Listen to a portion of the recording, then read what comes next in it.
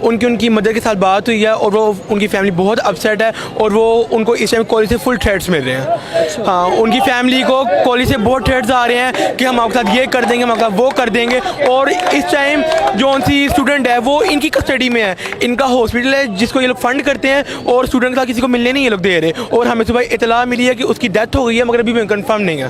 لاہور کے علاقے گلبرگ کے اندر, جسے گلبرگ ڈین بھی کہا جاتا ہے, وہاں پر 9 اکتوبر کو ایک انتہائی افسوسناک واقعہ پیش آیا. خبروں کے مطابق پنجاب گروپ آف کالج میں فرسٹ ایئر کی طلبہ کو مبینہ طور پر ریپ کا نشانہ بنایا گیا, یعنی اس سے زیادتی کی گئی, جس کے بعد اس لڑکی کی حالت انتہائی خراب ہونے کی وجہ سے اسے آئی سی یو میں رکھنا پڑا. اور باقاعدہ اس کی چیخوں کی آواز ٹیچرز نے بھی سنی اور طلبہ نے بھی. ریسکیو کی ٹیم کو بھی اس لڑکی کو لے جاتے ہوئے دیکھا گیا اور اب تک اطلاعات کے مطابق اس لڑکی کی اسی حالت کے اندر ڈیتھ ہو چکی ہے.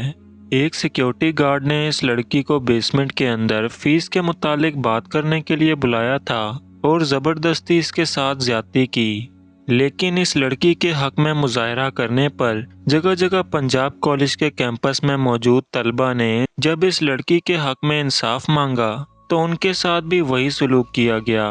وہی ظلم و جبر, مار پیٹ کرنا ان کے ساتھ بھی شروع کر دیا گیا, جس کی بیماری ہمارے ریاستی اداروں اور پولیٹیشنز کو لگ چکی ہے. پہلے ان سٹوڈنٹس کو, جن کے اندر لڑکے اور لڑکیاں دونوں شامل تھیں, گارڈز کو حکم دیا گیا کہ ان پر تشدد کریں تاکہ یہ لوگ ڈر کر اپنا احتجاج ختم کر دیں, جس میں تقریباً اب تک کی اطلاعات کے مطابق 27 لوگ زخمی ہو چکے ہیں. اور پولیس نے تو آنے کے بعد باقاعدہ ان پر الگ سے تشدد کیا. ان بچوں کو پریزن وین کے اندر بٹھا دیا اور گلبرگ کیمپس کی اس پرنسپل نے بچے بچیوں کو کمرے کے اندر بند کر دیا, جس کی وجہ سے کافی بچیاں سفوکیشن کی وجہ سے بے ہوش ہو گئی. ان بچوں کے پیرنٹس کو فون کر کے دھمکایا گیا کہ اگر کسی بھی بچی نے سوشل میڈیا پر اس کے متعلق کوئی بھی بات یا پروٹیسٹ کیا تو اسے سسپینڈ کر دیا جائے گا. اور اس کے بعد رد عمل کے طور پر وہی ہوا جس کا ڈر تھا. یہ مظاہرے یا احتجاج ایک پرتشدد مظاہروں کے اندر بدل گئے. جگہ جگہ پر پنجاب کالج کے کیمپس کے اندر آگ لگا دی گئی, بلڈنگز اور انفراسٹرکچر کو توڑ دیا گیا, جس کی ویڈیو آپ سوشل میڈیا پر کافی ٹائم سے دیکھ رہے ہیں.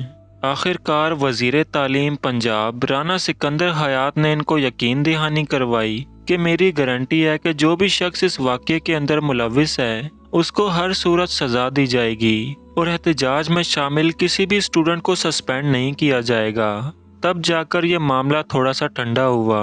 جی نہیں, ایسی کوئی بات نہیں ہے. دیکھیں اس پرنسپل نے پہلے ویڈیو ایویڈنس ڈیلیٹ کیا, پھر اس کے بعد یہاں کے کیمراز آف کیے گئے, پھر اس کے بعد وہ جو بچیاں ہیں ان کی جو یہ ایکٹیویٹی ہوئی اس کے اگینسٹ ان کی کوآرڈینیٹرز کی, پرنسپلز کے ویڈیو آڈیو میسیجز ہیں ان بچوں کے پاس. سو نہ صرف بے شک کوئی ادارہ جتنا بھی ہو, ہم نے یہ انشور کرنا ہے کہ ہماری بیٹیاں کالجز میں سیف ہیں. لیکن اس کے باوجود جگہ جگہ پر احتجاج ابھی بھی جاری ہے. پاکستانی میڈیا کو جیسے سانپ سونگھ گیا ہے. اس واقعے کا مکمل طور پر بائیکاٹ چل رہا ہے. پھر یہ کہتے ہیں کہ لوگ ہم پر ٹرسٹ نہیں کرتے, ہماری نیوز کی بجائے سوشل میڈیا کی نیوز کو زیادہ دیکھتے ہیں. تو سب سے پہلے یہ خود سے یہ سوال کریں کہ کیا یہ اس قابل ہیں کہ لوگ ان پر اعتماد کریں. چلیں دنیا ٹی وی کا تو سمجھ میں آتا ہے کہ یہ ان کا اپنا نیوز چینل ہے, لیکن باقی میڈیا کو تو گورنمنٹ انفلوئنس کر رہی ہے کہ اس معاملے کو کسی بھی طرح سے وقتی طور پر دبا دیا جائے, اور اس کے کچھ دنوں کے بعد ہم دیکھیں گے کہ لوگ خود ہی اس واقعے کو بھول جائیں گے. آہستہ آہستہ سب کچھ نارمل ہو جائے گا.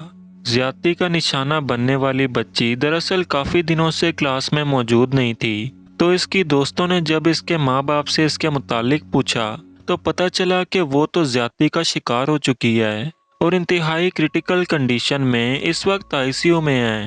اس کے بعد انسٹاگرام کی وجہ سے یہ معاملہ پھیلنا شروع ہوا اور جنگل کی آگ کی طرح ہر جگہ پھیل گیا. یہ زیادتی کرنے والا اور کوئی نہیں بلکہ اس برانچ کا ایک سیکیورٹی گارڈ ہے, جس کے ساتھ ایک وین ڈرائیور بھی شامل تھا.